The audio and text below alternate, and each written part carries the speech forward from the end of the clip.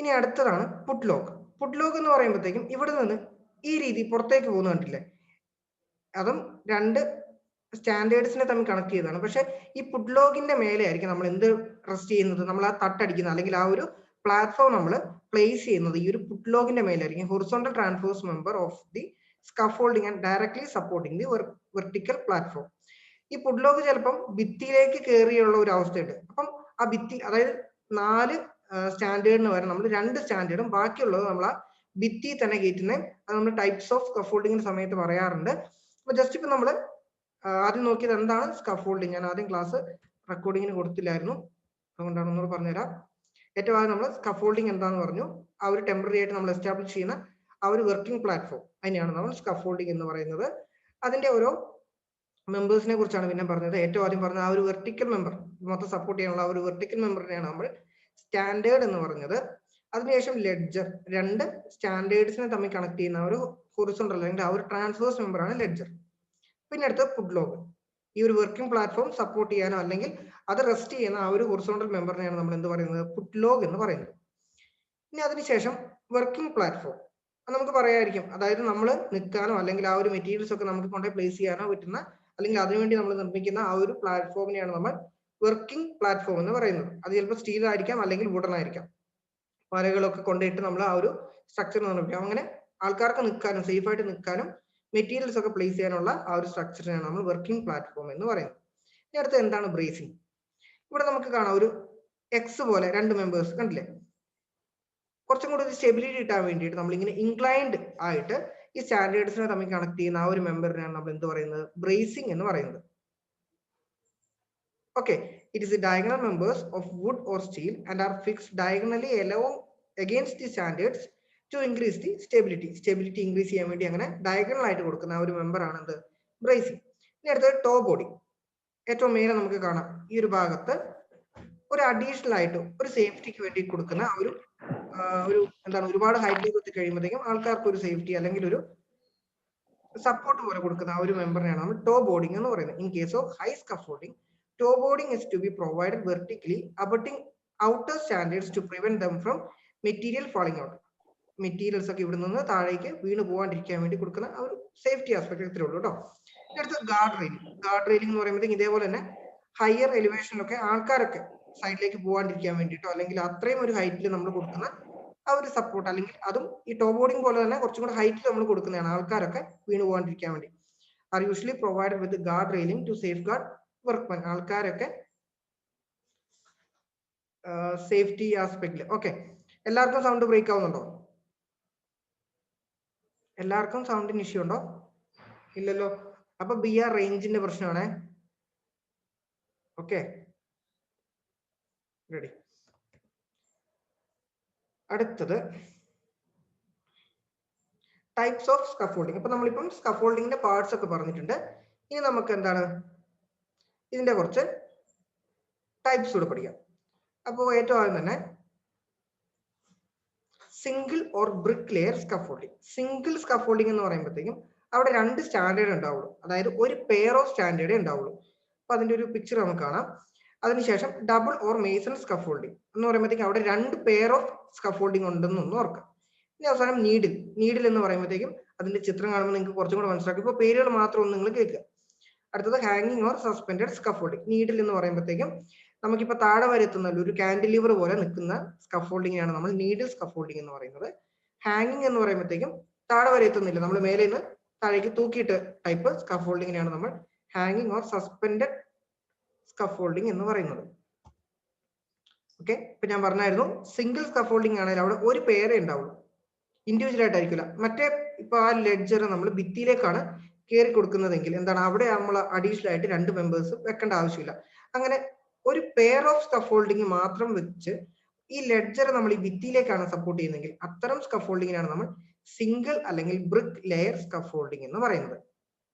It consists of a single framework of standards, ledger and footlock that is temporarily constructed parallel to the wall being worked. ഈ ഒരു വാളിന് parallel ആയിട്ട് ആ ഒരു വാളിന്റെ construction സമയത്ത് construct ചെയ്യുന്നതാണ് എന്ത്, ഈ ഒരു സിംഗിൾ സ്കഫോൾഡിംഗ്. ഇതിന്റെ അപ്രോക്സിമേറ്റ് ഹൈറ്റ് എന്ന് പറയുന്നത് 1.2 meters ഫ്രം ദി വാൾ. അതായത് അപ്രോക്സിമേറ്റ്ലി, അതായത് അത് ഹൈറ്റ് അല്ല, അത് എത്ര വിട്ടിട്ടാണെന്നുള്ളത്. അപ്പം ആ ഒരു സ്കഫോൾഡിങ്ങിന്റെ സ്പാൻ അല്ലെങ്കിൽ അതിന്റെ വിഡ്ത്ത് എന്ന് പറയുന്നത് 1.2 മീറ്റർ വരെ നമുക്ക് സാധ്യമാവുകയുള്ളൂ. Next one double scaffolding. Double scaffolding എന്ന് പറയുമ്പോഴത്തേക്ക് എന്താണ്, ഞാൻ പറഞ്ഞു 2 പെയർ ഉണ്ടാവും അല്ലെ, അതായത് 4 സ്കഫോൾഡിംഗ് ഉണ്ടാവും.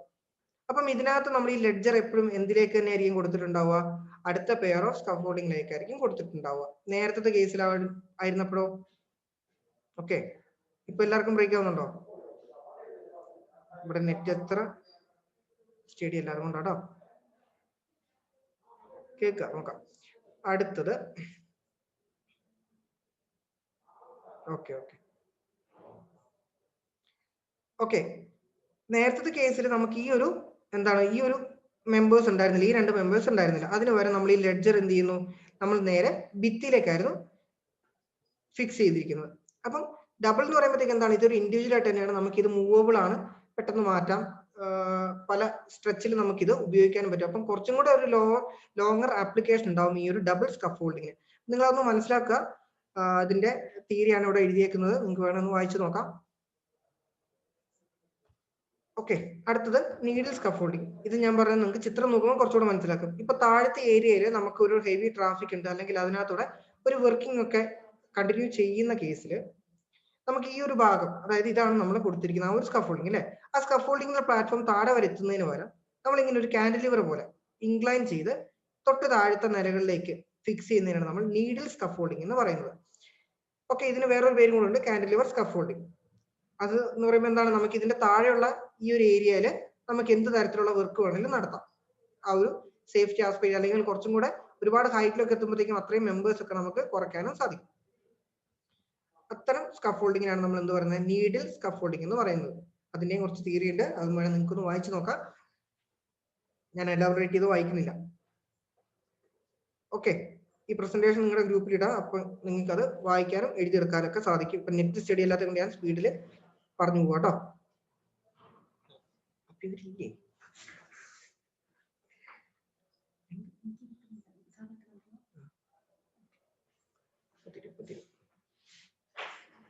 ഓക്കെ.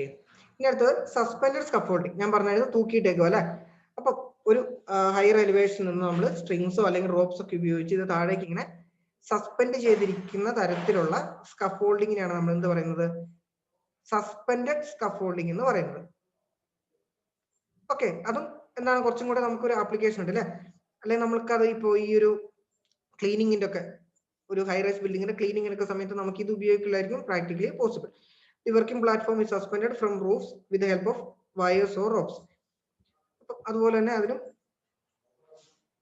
കുറച്ച് points, it can be raised and lowered. അതിന്റെ ലെവൽ നമുക്ക് അഡ്ജസ്റ്റ് ചെയ്യാൻ പറ്റും. അതുപോലെ തന്നെ നമുക്ക് സ്വിംഗ് ചെയ്ത് ഏത് പോയിന്റിലേക്കാണോ പോകേണ്ടത് അങ്ങനെയും ചെയ്യാം. ഈ ക്ലീനിങ് വർക്ക് അല്ലെങ്കിൽ പോയിന്റിങ്, പെയിന്റിങ്, പ്ലാസ്റ്ററിങ്, ഇങ്ങനത്തെ വർക്കിലൊക്കെ നമുക്കിത് ഉപയോഗിക്കാൻ പറ്റും. അപ്പൊ ഇത്രയും കാര്യങ്ങളാണ് നമുക്ക് സ്കഫോൾഡിങ്ങിൽ നിന്നുള്ളത്. ഇനി അടുത്ത ഒരു ക്ലാസ്സിൽ നമുക്ക് ഷോറിങ്ങും അണ്ടർ പെയിന്റിങ്ങും കൂടെ എടുക്കാം. ഓക്കെ. അപ്പൊ ഇതിനകത്ത് എന്തെങ്കിലും സംശയങ്ങളുണ്ടെങ്കിൽ നിങ്ങൾക്ക് അൺമ്യൂട്ട് ചെയ്യാം, ചോദിക്കാം, അല്ലെങ്കിൽ നമുക്ക് വൈൻഡപ്പ് ചെയ്യാം.